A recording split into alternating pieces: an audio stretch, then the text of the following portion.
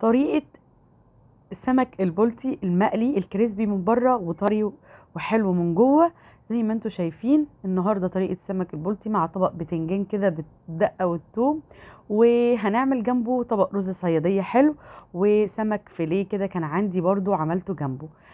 شايفين لون البتنجان حلو، انا طبعا غسلته ورشيت عليه ملح وصفى ميته، ما شربش معايا اي زيت وقليته على طول. هنا بقى التتبيله بتاعت السمك، وعباره عن 5 فصوص ثوم، معلقه كمون، معلقه ملح، عصره ليمونتين، وبس كده خلاص. مش هنحط اي بهارات تانية لان السمك بتاعنا طازه ومش محتاج اي بهارات غير الكمون والملح. هنجيب السمك اللي انا نضفته وغسلته كويس بالليمون والملح، وعملت كده زي بالسكينه فتحه كده فيه عشان يشرب التتبيله كويس. وبعدين طبعا من عند الراس والبطن بحشي جدا، بحشي كويس جدا المنطقه دي بالثوم والكمون والليمون علشان يشرب التتبيله، وبسيبه حوالي ربع ساعه كده علشان يشرب من التتبيله كويس قبل القلي وقبل ما اغطيه بالدقيق. ده المنظر بتاعه.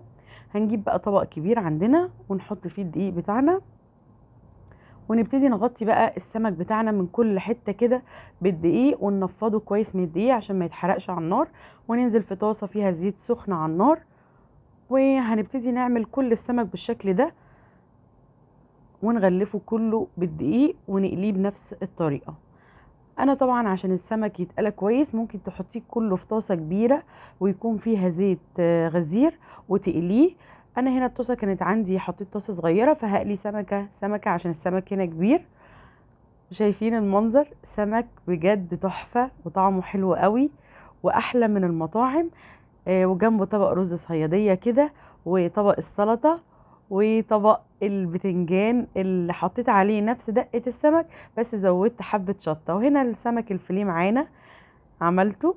يا رب يكون عجبكم الفيديو، ولو عجبكم الفيديو وعجبتكم الطريقة ما تنسوش لايك وشير وسبسكرايب في القناة واشتراك في القناة. مع السلامة، معاكم مطبخ دينا.